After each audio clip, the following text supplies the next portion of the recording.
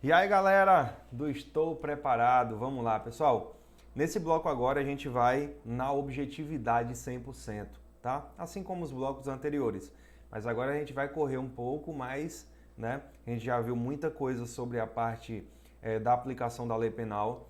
Ainda vamos agora, nesse bloco aí, matar mais questões sobre a parte da aplicação da lei penal. Porém, muita coisa a gente já viu, então não precisa a gente estar mastigando tanto assim.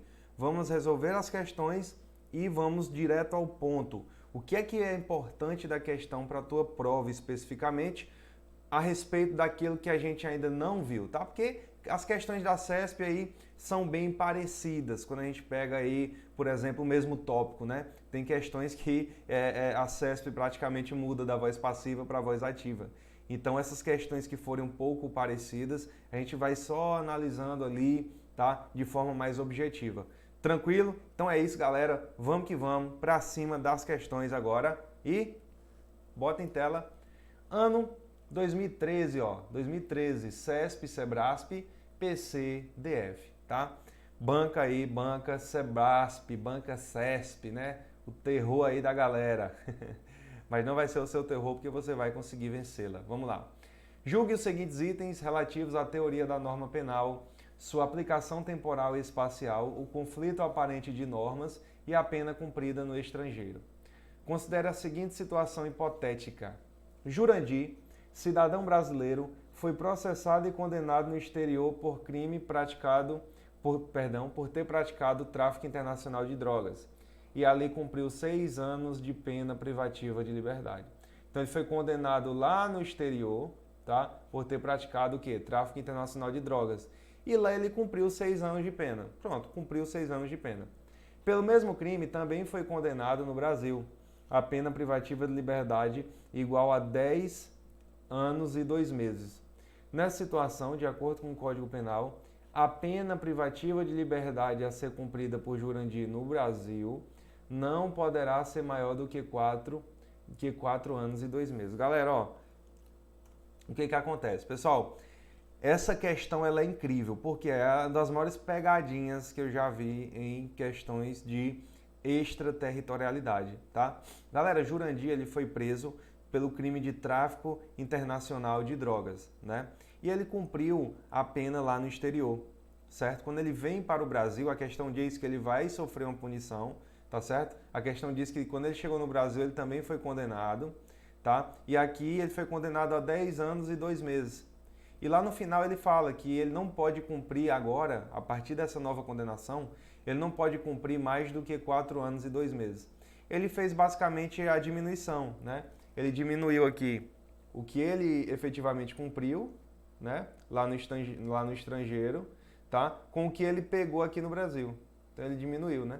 Ele diminuiu de 10 anos e 2 meses, diminuiu 6 anos, ficou 4 anos e 2 meses. Aí ele fala que ele não pode cumprir mais do que isso, porque ele quer empurrar para o candidato aqui a questão da detração penal, tá? Que é o que eu já cumpri, aquela parte que eu já cumpri, eu não posso mais cumprir novamente, porque já está pago.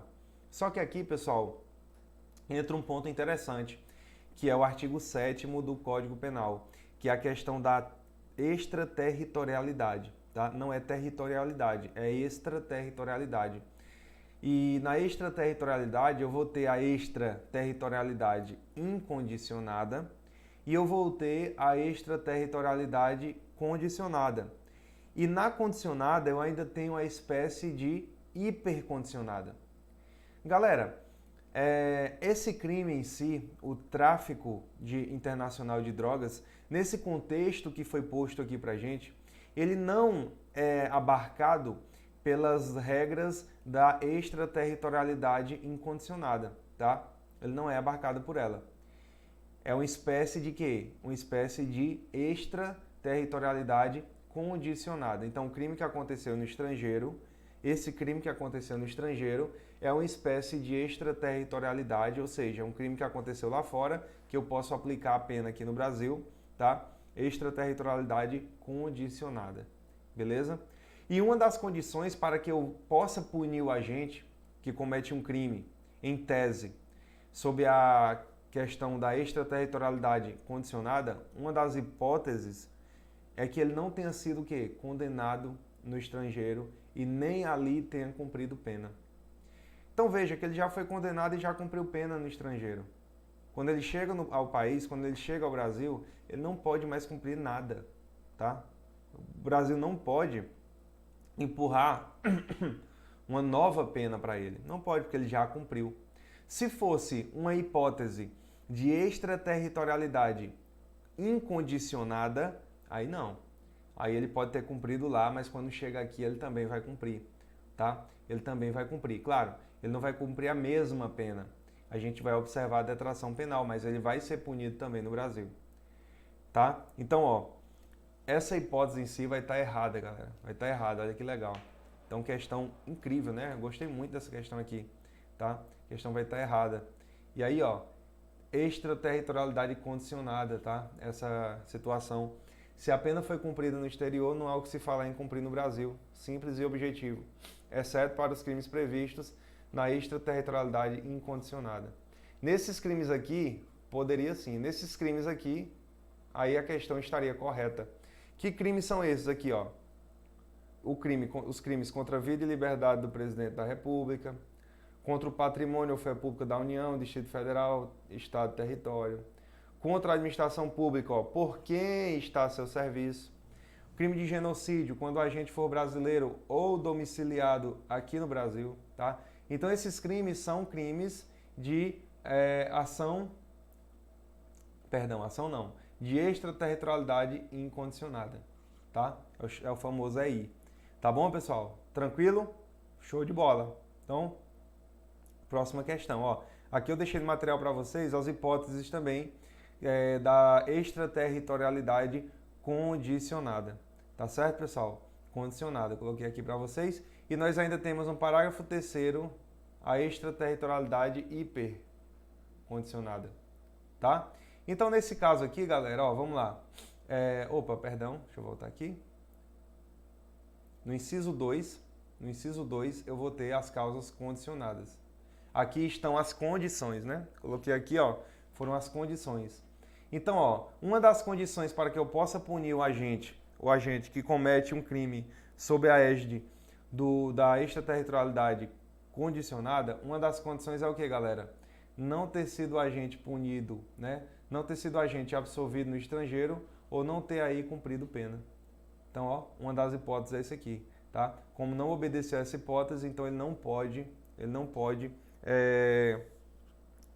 responder novamente no Brasil, porque não obedeceu à questão da extraterritorialidade, tá? Da extraterritorialidade ser incondicionada, tá certo?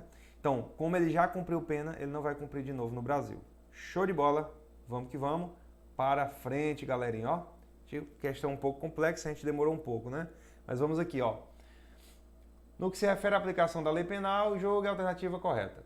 Sob a vigência da lei X, Lauro cometeu um delito. Em seguida, passou a viger a lei Y, que, além de ser mais gravosa, revogou a lei X.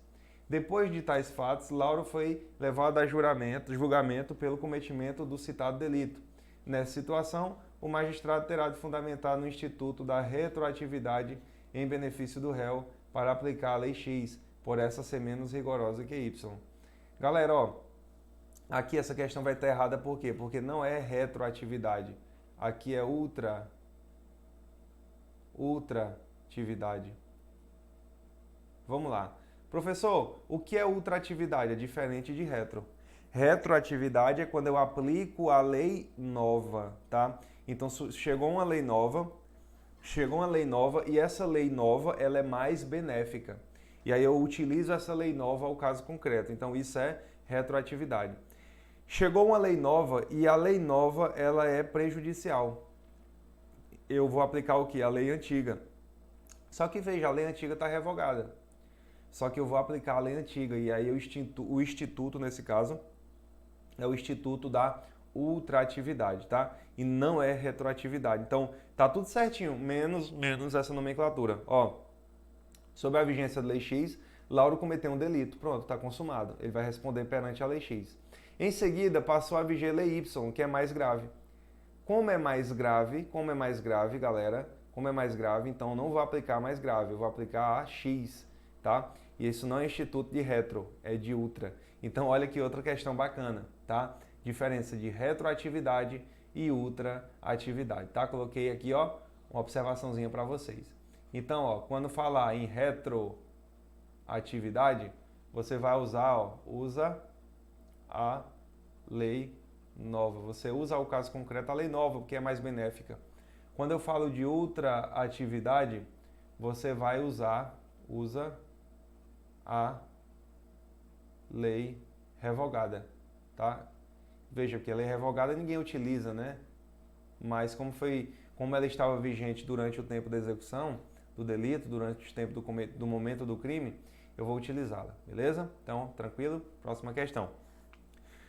Será submetido ao Conselho Penal ou Código Penal brasileiro o agente, brasileiro ou não, que cometer, ainda que no estrangeiro, crime contra a administração pública estando a seu serviço, ou que cometer crime contra o patrimônio ou fé pública da União, de empresa pública ou sociedade de economia mista. A circunstância da conduta ser lícita no país onde foi praticada ou de se encontrar extinta a punibilidade será irrelevante para a responsabilização penal no Brasil. Tá certa, galera. Essa questão aqui ela tá certa. Por que ela tá correta? Porque aqui eu encontro as hipóteses de extraterritorialidade, o quê? Incondicionada. Extraterritorialidade, galera, incondicionada, ou seja, independe de qualquer condição. Tá certo, galerinha? Tranquilo? Então, ó, independente que esteja extinta a punibilidade lá no país de origem, tá? Independente dessa conduta ser lícita ou não lá no país de origem, independente de qualquer coisa, cometeu qualquer dos crimes lá do artigo 7º, inciso 1, tá? Artigo 7º, inciso 1 do Código Penal, você vai entrar na extraterritorialidade incondicionada. Show de bola? Então, ó, incondicionada, independe de qualquer condição. E é qualquer mesmo, viu, galera? Para a prova, cuidado, é qualquer condição mesmo, tá bom? A prova é bem clara quanto a isso. Vamos para frente. Cessando o estado de guerra, as leis excepcionais editadas para valer durante o referido período tornam-se ineficazes, devido o abolício crimes.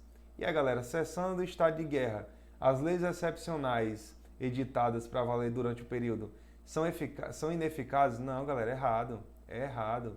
Elas são eficazes, tá? Por quê? Porque, ó, lembra, lei excepcional ou temporária, embora decorrido o período de sua duração ou cessada as circunstâncias que a determinaram, aplicam-se aos fatos decorridos, né, acontecidos durante a sua vigência. Tranquilo? Então, por mais que a guerra tenha acabado, tenha cessado aquela situação, mas todos os atos praticados durante a guerra, que durante a guerra aí, né, estava vigente determinada lei excepcional, então, por mais que tenha acabado a guerra e essa lei excepcional não esteja mais na sua efetiva validade, para ser aplicada no momento ali, tá? Para ser aplicada a um fato cometido naquele momento. Mas os fatos que foram cometidos durante a sua vigência ainda serão sim regulados. Então acabou a guerra. Opa, mas espera aí. A lei excepcional não está mais valendo para os fatos cometidos agora. Só que os fatos cometidos durante a guerra, vamos agora julgar, tá? Então, não é que quando sai uma lei excepcional, quem cometeu o crime, quem fez, não vai mais responder. Não é assim não, tá? Você responde sim. Por quê? Lei excepcional ou temporária. Embora não esteja mais vigente naquele momento, a ser aplicada aos fatos praticados naquele momento, vão valer para os crimes os fatos praticados durante a sua vigência. Isso é uma exceção dentro do que a gente sabe, dentro do conceito ideal de legalidade, tá? É uma exceção, leis excepcionais ou temporárias, beleza? Show de bola. Então vamos lá. Errada a questão. Próxima. Então coloquei aqui para vocês, ó, dá uma lidazinha, lei excepcional e lei temporária, tá certo? Então, ó, imagina, só para ilustrar aqui, né? Imagina que o país, o Brasil, entra em guerra, né? E eu falei para vocês, existe aqui a ponte Brasil-Paraguai, tá? A ponte Brasil-Paraguai. E aí aparece uma lei excepcional, dizendo assim, ó, quem atravessar essa ponte vai cometer o quê? Vai estar cometendo um crime. Quem atravessar essa ponte vai estar cometendo um crime. Beleza. Só que essa lei excepcional, essa lei que foi editada, ela foi editada para valer apenas durante a guerra. Imagina que a guerra começa aqui, ó, e termina aqui. Começa aqui, vou colocar em 2010 e termina em 2015. Pronto. O cara atravessou a ponte aqui, ó. Ele pode ser punido, por exemplo, em 2017, aí é o que a questão pode perguntar. Em 2017, essa lei excepcional, ó, não está mais vigente, tá? A lei excepcional, ela morreu aqui, ó. Só que ainda posso punir esse agente. Em 2017, sim. Por quê? Por o fato que ele cometeu aqui? Não, pelos fatos que ele cometeu, ó, durante a vigência da norma. Tranquilo? Então, mais desenhado que isso não tem, né? Show de bola. Isso também vale para as leis temporárias, tá? Sossegado, vamos para frente. No delito continuado, a lei penal posterior, ainda que mais gravosa, aplica-se aos fatos anteriores à vigência da nova norma, desde que a cessação da atividade delituosa tenha ocorrido em momento posterior à entrada em vigor da nova lei. Então, galera, crime continuado. A lei posterior, ainda que mais gravosa, aplica-se aos fatos anteriores à vigência da nova norma, desde que a cessação da atividade delituosa tenha ocorrido no momento posterior. Certo? Certa questão. Professor, por que essa questão aqui está certa? Porque nós temos aqui, vou até colocar logo aqui para vocês, nós temos a súmula 711 do STF, tá? Que diz o seguinte, ó, a lei penal mais grave aplica-se ao crime continuado ou crime permanente, se a sua vigência é anterior à cessação da continuidade ou da permanência, tá? Então, pessoal, vamos aqui imaginar o crime de sequestro, tá? Vou colocar aqui extorsão mediante sequestro, tá? O crime de extorsão mediante sequestro. Beleza. Vamos colocar aqui o mês de fevereiro, né? O mês de fevereiro. Imagina, galera, que vamos dar um exemplo de um crime aqui, ó, crime permanente, tá? Imagina aqui no mês de fevereiro, no dia 10 de fevereiro, determinada pessoa é o quê? Ela é sequestrada aqui, tá? O crime de sequestro ou extorsão mediante sequestro é um crime permanente, porque ele vai, ó, consumando durante o tempo. Enquanto ele estiver preso, estiver sequestrado, enquanto a vítima estiver aí sob o poder e autoridade dessa outra pessoa, né, o crime vai estar se consumando. Imagina que aqui no dia, pessoal, no dia 21, vou botar aqui o dia 20, no dia 20 de fevereiro, surge uma nova lei. E essa nova lei, ela agrava o crime em questão. Ela agrava o crime em questão. Ou seja, esse crime que a gente está falando aí, tá? Imagina que ela agrava esse crime em questão. Uma lei que surge aí do dia 20 de fevereiro. Beleza? O que acontece agora, galerinha? Ó, o que acontece agora? Veja que o crime ainda está se consumando. Então, ainda que tenha surgido uma nova lei após o início do sequestro, mas aqui também está se consumando, ó, tá? O crime ele não deixou de se consumar, tá certo? O crime ainda está se consumando. Então, eu aplico sim a lei mais gravosa, ó, desde que a cessação da atividade delituosa tenha ocorrido em momento posterior à entrada em vigor da nova lei. Então, ó, imagina que ele libertou o indivíduo aqui, ó. Ele libertou o indivíduo aqui. Eu vou aplicar a lei mais gravosa, não vou aplicar essa lei inicial aqui, que era menos gravosa, entendeu? Por quê? Porque os crimes permanentes ou continuados, eles estão se consumando a todo momento, tá? Estou sequestrando a pessoa hoje, daqui a 10 dias surge uma lei mais gravosa, meu amigo, eu vou aplicar sim, essa norma mais gravosa. Tá certo? Porque a pessoa ainda está ali em cárcere privado, eu estou cometendo um crime de extorsão e etc. Tá bom, pessoal? Extorsão mediante sequestro e etc. Tá? Então, muita atenção aí para esses pontos específicos. Vamos lá. Próxima questão. Havendo conflito aparente de normas, aplica-se o princípio da subsidiariedade, no que incide o caso da norma descrever várias formas de realização da figura típica, bastando a realização de uma delas para que se configure o crime. Galera, o princípio aqui não é da subsidiariedade, o princípio aqui é da alternatividade, tá? Por isso que deixa a questão errada. Princípio da alternatividade, ó.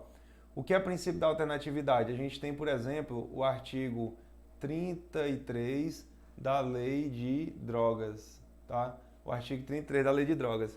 O que é que eu tenho lá? Eu tenho lá a conduta de vender, transportar, ocultar, adquirir. Eu tenho vários verbos lá que podem ensejar no crime de tráfico ilícito de entorpecentes, tá? Então, tanto faz aí, qualquer das condutas, adquirir, eu já vou consumar o crime. Transportar, eu também consumo o crime. Então, ó, a alternatividade, não é subsidiariedade, tá? O princípio da subsidiariedade ocorre quando determinada norma prevê que ela só será aplicada se não houver outra mais grave. Tá bom, galera? Então, não tem nada a ver com o princípio da alternatividade. Próxima questão. Na fronteira do Brasil com Venezuela, mas ainda em território nacional, na cidade de Pacaraíma, em Roraima, Otávio desferiu 5 facadas contra Armindo, que conseguiu correr e faleceu na cidade de Santa Helena. Então o crime, pessoal, foi do Brasil para onde? Foi do Brasil para Venezuela, tá? Foi do Brasil para Venezuela. Galerinha, a ação e a omissão aconteceu aonde? Aconteceu no Brasil, que no caso foi uma ação, né? E o resultado aconteceu aonde? O resultado aconteceu na Venezuela. Beleza. O que é que a questão fala? Ó, como o crime se consumou na Venezuela, não há competência jurisdicional do Brasil para processar e julgar. Errado. Errado. Por quê? Porque quando eu falo de lugar do crime, quando eu falo, galera, de lugar do crime, eu vou considerar a teoria da ubiquidade. A teoria da ubiquidade diz que o lugar do crime é o lugar da ação ou da omissão, a depender do crime, mais o lugar do resultado. Então, considero os dois lugares, tá? Então, é sim competência do Brasil. Tá bom, pessoal, também? Porque a ação foi aonde? A ação foi no Brasil. Então, é errada a questão. Próxima. Coloquei aqui, ó, teoria da ubiquidade, lugar do crime. A gente até já viu isso, né? Vamos passar. A teoria da atividade, adotada pelo Código Penal brasileiro, considera praticado o crime no momento em que ocorre o resultado. Não, galera, a teoria da atividade é no momento em que ocorre o quê? A ação ou omissão. Não é no momento do resultado. A teoria que fala do momento do resultado é a teoria do resultado em si, tá? Beleza, galera? Tranquilo? Então, teoria da atividade, tá? Beleza, show de bola. Errada. A extraterritorialidade de lei penal condicionada e a incondicionada tem como elemento comum a necessidade de ingresso do agente no território nacional. Galera, a incondicionada, esquece. A incondicionada, de novo, vou colocar artigo 7º, inciso 1. Independe de qualquer condição, meu amigo. Quando eu falo que tem que ter necessidade disso, que exige isso, que deve ter condição disso, não. Se enquadrou, basta apenas se enquadrar nas hipóteses lá do parágrafo, do inciso 1, tá? Do artigo 7º.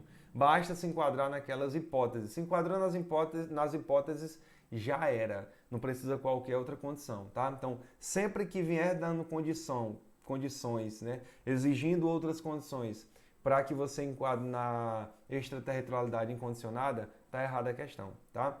Se for contra a vida e liberdade do presidente da República, tá certo? Se for de genocídio, lá nos casos previstos no artigo 7º, tá? Se for contra a administração pública, por quem a seu serviço, for contra, por exemplo, sociedade de economia mista, contra empresa pública.